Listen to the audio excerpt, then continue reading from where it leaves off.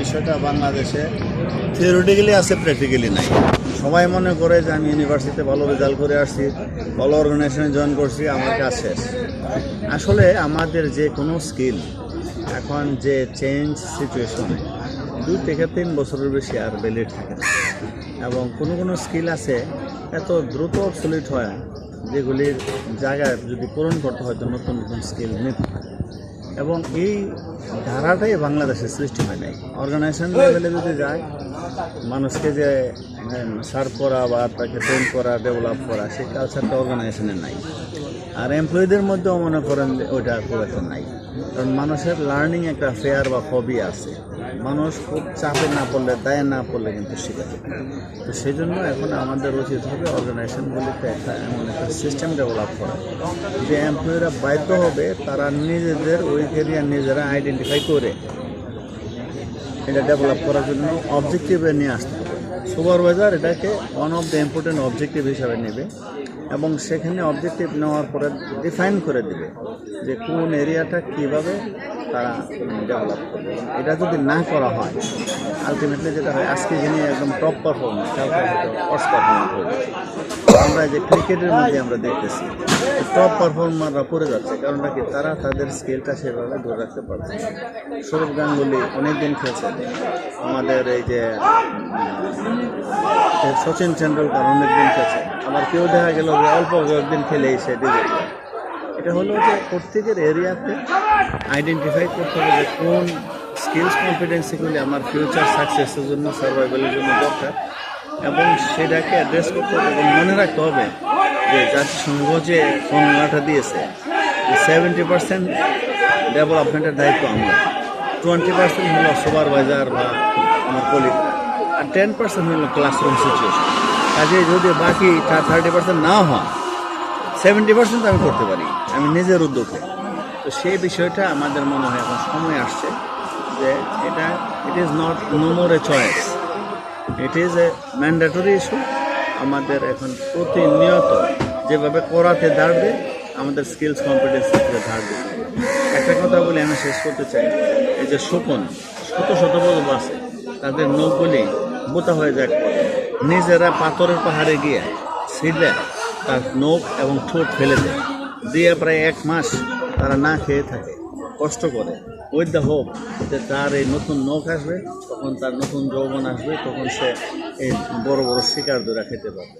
একটা পশু বা পাখি যদি তার সার্ভাইভেলের জন্য যদি এরকম করতে পারে, আমরা না পারার কোনো কারণ নাই। আর না পারলে সেটার জন্য দায়িত্ব কাউকে দেওয়া যাবে না, এটা আমার দায়িত্ব, আমাকে নিতে চাই। আমি প্রাণ গ্রুপে চাকরি করছি বহু বছর, এটা প্রতিষ্ঠাত্রী জেনারেল আমজাদ থাকি। আমি যখন জয়েন করি তখন চাকরিতে ছোট্ট একটা কম্পিউটার ছিল, ওটা যদি আজকে অন করা হইতো হয়তো ঢাকা ঘুরে আসা যেত, তারপর মানে অন হইতো আর কি, অ্যাকচুয়ালি সুইচ দেওয়ার পরে এই অবস্থাটা ছিল। পরবর্তী সময় ওইখানে আমি যখন একটা ছেড়ে আসি তখন ওইখানে 227টা কম্পিউটার একটা সেন্টার, আর তো অন্য জায়গায় আছে। একবার হেড অফিসে আমাদের প্রত্যেক সপ্তাহে একটা মিটিং হয়, আমার ডিপার্টমেন্ট হেড। তো ওই জেনারেল আমজাদ যেহেতু বয়স হয়েছে, তো অলরেডি রিটায়ার করে ব্যবসা শুরু করছে, সে কিন্তু কম্পিউটারে কিছুই জানতো না। বাসায় MIS-এর লোক নিয়ে কম্পিউটার শিখছে, আস্তে আস্তে শিখছে। শেখার পরে সে যখন দেখে যে সে মেইল করতে পারে, শিক্ষিত হয়ে গেছে। তো সে একদিন মিটিংয়ে ডিক্লেয়ার দিল, who does not know computer they are illiterate. তো সেটা তার মানে কি, সে নিজে শিখা, এবং তখন তার বয়স অলরেডি 70+ হয়ে গেছে। শেখার পরে সে বললো তখন আসবে ইলিটারেট, এখন তো সবাই হয়ে গেছে। তারপরে হয়ে গেল কি কম্পালসারি কম্পিউটার ট্রেনিং, এখন তো কয়েক হাজার আছে কম্পিউটার। এটা হলেই যে টপ যে তার ব্রেইন, ওইটা যদি শার্প থাকে, ওই শার্পিং দিস যেটা বলে, তারপর যদি মানে খোলা থাকে, তখন সে খোলা মানে অনেক কিছু গ্রহণ করতে পারে। অন্য কিছু এটা কিন্তু করতেই হবে, সে নিজে শিখছে 70 বছর বয়সে। তারপর who does not know computer is illiterate. Thank you, যে আমার মনে হয় এটি একটা ভালো এক্সাম্পল। Thank you. আমি Pranab, green HR professional study circle আজ 35তম পাঠচক্র। 35তম পাঠচক্রের আজ আমাদের বিষয় হচ্ছে স্টিফেন আর কোবেনের 7 হ্যাবিটের sharpen the saw. Sharpen the শতে বলা আছে যে কোনো একটা লোক আমাদের চারপাশে এমন কিছু লোক আছে যারা কিছু টাকা পয়সা হাতে আসলে তারা বিজনেস করার জন্য চেষ্টা করে। কিন্তু তারা না জেনে বুঝে তারা বিজনেসটা শুরু করে এবং একদা এক সময় তারা এই জিনিসটা ফল করে। কি সাকসেসফুলি মানুষ বলছে যে আপনারা আগে জিনিসটা বুঝুন, ভালো করে বুঝুন এবং সেই যে যে ফিল্ডে আপনি বিজনেস করতে চাচ্ছেন সেই ফিল্ডটা সম্বন্ধে ধারণা নিন এবং এই ফিল্ডে যারা আগে থেকেই কাজ করছে তাদের সম্বন্ধে ধারণা নিন। নাইলে আপনি একদা এক সময় আপনিও বলবেন লাকটা আমার ভালো ছিল না এবং আমি বিজনেসটা করতে পারলাম না। ধন্যবাদ। আমি আকরাম হোসেন। আজকে আমরা গ্রিন নেচার পাঠচক্রে এসেছি। আজকে আমাদের টপিকটা ছিল স্টিভেন কোভেন হ্যাবিটসের শেষতম হ্যাবিট, যেটা শার্পেন দ্য স। এটি একটি গুরুত্বপূর্ণ হ্যাবিট। আমরা যেটা আজকে বুলবুল স্যার এবং মুশারফ স্যার শুনেছি, এখান থেকে আমরা যেটা শিখলাম সামারি আকারে বলতে পারি, আমাদের এই হ্যাবিটটার মধ্যে 4টা পার্ট আছে: শারীরিক, সামাজিক, মানসিক এবং আধ্যাত্মিক। আমাদের অতীতের 6টি হ্যাবিটকে যদি আমরা একত্রিত করি এবং সেটাকে আমরা একটা নির্দিষ্ট জায়গায় নিয়ে যেতে পারি, এই হ্যাবিটগুলোকে ধরে রাখার জন্য আমাদের এই 7 নাম্বার হ্যাবিটটিকে ধার দিতে হবে। দ্যাট মিনস এটার একটা নারিশ করতে হবে, যেটা আমরা প্রতিটা পয়েন্টকে আমাদের কাজে লাগাতে পারি আমরা সব কিছু মিলে। যেমন ধরেন শারীরিক, সামাজিক, আধ্যাত্মিক এবং মানসিক, এই যে পয়েন্টগুলো আছে এই পয়েন্টগুলোকে আমরা ধরে ধরে নির্দিষ্ট জায়গা থেকে যদি আমরা নারিশ করি, মানে আমরা এক্সারসাইজ করি, তাহলে হয়তো আমাদের অতীতে 6টা হ্যাবিট আমাদের মধ্যে অ্যাজিউম হবে এবং আমরা একটা মানে সফল মানুষ হিসেবে নিজেকে দাঁড় করাতে পারবো। যে গল্প অনেকগুলো শুনলাম, এখান থেকে অনেক কিছু শেখার আছে।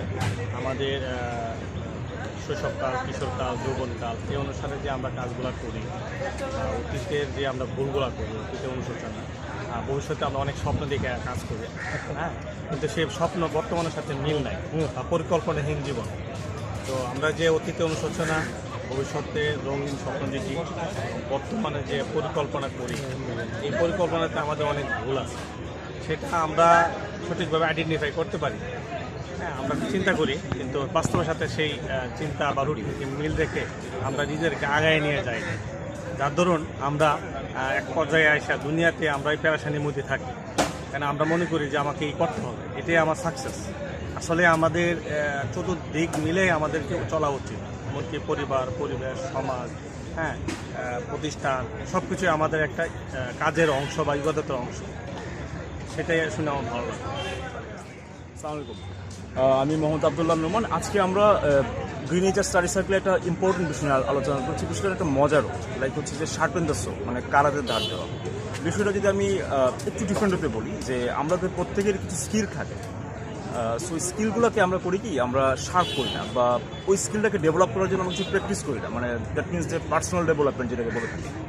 সো যার জন্য হয় কি, যে আমরা যদি নিয়মিত আমাদের স্কিলগুলোকে একটু ডেভেলপ করি, স্কিলগুলোকে একটু আমরা ফার্নিশ করি, একটু ফাইন টিউন করি, তাহলে স্কিলগুলো আমাদের মাঝে সাস্টেন করবে, আমরা আমাদের ডেভেলপ করতে পারবো এবং এই ডেভেলপমেন্টটা আমাদের সোশ্যাল অ্যাক্টিভিটিতে, আমাদের প্রফেশনাল অ্যাক্টিভিটিতে, আমাদের পার্সোনাল অ্যাক্টিভিটিতে ইম্প্যাক্ট করবে। সো আজকে আমাদের স্টাডিটা এটাই ছিল, আমি জাস্ট খুব সংক্ষেপে বললাম। আর আগামী ফ্রাইডেতে আমাদের নতুন একটা আমাদের স্টাডি সার্কেলে নতুন একটা বিষয় নিয়ে আমরা আলোচনা করবো, সেটা হচ্ছে সাবকনশিয়াস মাইন্ড, মারপিট। সো আপনাদের সবারই দাওয়াত থাকলো, ইউ আর মোস্ট ওয়েলকাম। আপনারা নেক্সট ফ্রাইডেতে চলে আসবেন সকাল 6:30। Thank you so much. আপনারা জানেন আমাদের পাঠচক্রে গ্রিন নেচার প্রফেশনাল স্টাডি সার্কেলের পাঠচক্রের আজকে 35তম পর্ব। একে একে আমরা 35তম পর্ব শেষ করেছি ধানমন্ডি লেকে। প্রথমে সবাইকে আমন্ত্রণ জানাচ্ছি, আবার আমাদের এই পাঠচক্র সবসময় চলতে থাকবে, কারণ আমরা একটা ডিসিশন নিয়েছি, আসলে খোলা আকাশের নিচে যে পড়ালেখা করা সম্ভব এটা আমরা চালিয়ে যেতে চাই। আমরা যেহেতু 35তম শেষ করেছি, আগামীতেও ইনশাল্লাহ এই কার্যক্রম আমাদের চলমান থাকবে। আপনারা আসলে আমরা খুশি হব। একটু হ্যাবিটটা চেঞ্জ করার জন্য আমরা তো অনেক সময় ফেসবুকে বা বাজে সময়ে অনেক সময় ঘুমিয়ে কাটিয়ে দিই। আমরা যদি ওই সময়টা একটু আসি, নিজেদের হ্যাবিট চেঞ্জ করার জন্য গুরুত্বপূর্ণ বইগুলো এখানে আলোচনা করা হয়, গুরুত্বপূর্ণ টপিকস নিয়ে আলোচনা করা হয়, আমাদের অফিস, পারিপার্শ্বিক সব বিষয় নিয়ে আলোচনা করা হয়। আশা করি দেখা হবে পরবর্তীতে। তো আজকে যে বিষয়টি নিয়ে কথা বলা হয়েছে, আমাদের হ্যাবিটের লাস্ট হ্যাবিট নিজেকে ধার দেওয়া। সবাই বলে গেছেন, আসলেও নিজেকে ধার দেওয়া আমরা সব সময় শুধুমাত্র চিন্তাই করি আমি একবার শিখে গেছি, আমার আর শেখার দরকার নেই। একবার এক কাঠুরিয়াকে একজন জিজ্ঞেস করলো, সে 5 ঘন্টা ধরে একই গাছ কাটতেছে, একজন দেখলো, দেখার পর খুবই ঘামার্ত অবস্থায় আছে, ঘেমে অস্থির। তখন একজন লোক এসে বলল, এই তুমি কি গাছ কাটতেছো, এত কষ্ট হচ্ছে তোমার, তুমি গাছ কাটতেছো? তখন সে বলল, তুমি কি দেখতেছো না আমি গাছ কাটতেছি? সে কি বললো জানেন, হ্যাঁ দেখতেছি, তুমি তো দেখা যাচ্ছে অনেক পরিশ্রান্ত, তুমি তো একটু বিশ্রাম নিতে পারো না? সে কি বললো জানেন, আমি কি নির্বোধ নাকি, আমি গাছ কাটা বাদ দিয়ে আমি বিশ্রাম নিব? তো বললো, তুমি তো একটু বিশ্রাম নিতে পারো, নিজেকে টাইম দিয়ে কারারটা থেকে একটু ধার দিয়ে নাও, তাহলে গাছটা দ্রুত কাটতে পারবে। তখন সে উত্তর দিল, আমি তোমার মতন এত বোকা না যে আমি সময় নষ্ট করবো, আমাকে সন্ধ্যার ভিতর গাছটা কাটতে হবে। দেখেন, ওই ব্যক্তিটা যদি জাস্ট একটু বিশ্রাম নিয়ে 5 মিনিট তার নিজের কারারটাকে ধার দিত, তাহলে দেখা গেল 1 ঘন্টার ভিতরেই হয়তো বা কাজটা শেষ করতে পারতো। বাট বোকাটা আসলে কে, এটা আমাদের বুঝতে হবে। এই বোকাটাকে এটা বোঝার জন্য নিজেদের ধার দিতে হবে, কারাতে ধার দিতে হবে। তো কারাতে ধার দেওয়া মানে নিজেদের নবায়ন করতে হবে, পূর্ববর্তী যে 6টা হ্যাবিট নিয়মিত পরিচর্যা করতে হবে, বি প্রোঅ্যাক্টিভ থাকতে হবে এবং নিজেকেই ডিসিশন নিতে হবে, নিজেকে চেঞ্জ করতে হবে, অন্যদের চেঞ্জ করা যায় না, কিন্তু নিজে চেঞ্জ হওয়া যায়। নিজেকে ধার দিতে হবে, নিজের জন্য টাইম দিতে হবে। আমরা নিজেদের যত্ন 4টি মাত্রা আমরা যদি আজকে আলোচনা করেছি, একটা হলো শারীরিক নবায়ন, যেমন স্বাস্থ্যসম্মত খাবার খেতে পারি, আমরা পর্যাপ্ত বিশ্রাম নিতে পারি, ঘুম আমরা সুন্দর ঘুমাইতে পারি, আমরা ঘুমাই না, আমরা দেখি রাত 2টা বাজেও ফেসবুকে থাকি বা সামাজিক যোগাযোগ মাধ্যমে থাকি, এটা আসলে ঠিক না। ঠিক আছে, তো আমরা সময়ের কাজ সময়ে করা, যেমন আমরা ঘুমাইতে পারি বিনোদনের জন্য, আমরা এখন তো বিনোদন না, এখন মানুষ ফুটবল খেলে কম্পিউটারে, এটাও কিন্তু ঠিক না। এর জন্য টাইম দিতে হবে এবং নিয়মিত ব্যায়াম করা, নিজের শরীরের জন্য 10 মিনিট 15 মিনিট করে আসলে টাইম দেওয়া উচিত, ব্যায়াম করা উচিত। এটা হলো শারীরিক নবায়ন। আর একটা বিষয় নিয়ে কথা বলেছি, সামাজিক বা আবেগিক নবায়ন, যেটা সচেতনতা বজায় রেখে অন্যের সঙ্গে ভাব বিনিময়। আমরা অন্যের সাথে ভাব বিনিময় করি, বাট সচেতনভাবে করি না, এটাও কিন্তু ঠিক না। সচেতনভাবে ভাব বিনিময় করতে হবে, কারণ যে জায়গায় মেনটেন করতে হবে, এটার জন্য সাবকনসিয়াস থেকে কনসিয়াস মাইন্ডে আমাদের আসা লাগবে। ঠিক আছে, তারপরে কি করতে হবে, সেবা দান করা, সহানুভূতির চর্চা করা।